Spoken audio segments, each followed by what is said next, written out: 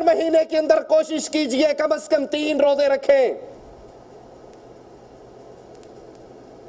تلاش کیجئے، یاد کیجئے، اپنی ڈائریوں میں روٹین بنائیے، عادت بنائیے،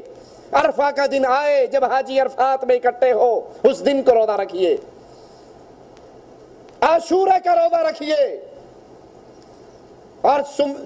جمعرات اور سوموار کا روزہ رکھیے۔ رسول اللہ صلی اللہ علیہ وسلم فرماتے ہیں اس دن اعمال اللہ کے دربار میں بلند ہوتے ہیں، اور میرا جی چاہتا ہے جب میرے اعمال اللہ کے دربار میں بلند ہو تو اس میں لکھا ہوا ہو تیرا بندہ آج روزے سے تھا۔ اللہ کے پیارے حبیب علیہ السلام نے فرمایا ہر مہینے میں 3 دن کے روزے، رمضان کے روزے اگلے رمضان تک اس کے لیے کفارہ بن جاتے ہیں، اور یہ ہمیشہ کا روزہ ہے۔ جو 3 دن روزے رکھے، رمضان کے روزے رکھے، یہ ایسے ہے جیسے ہمیشہ کا روزے دار ہے۔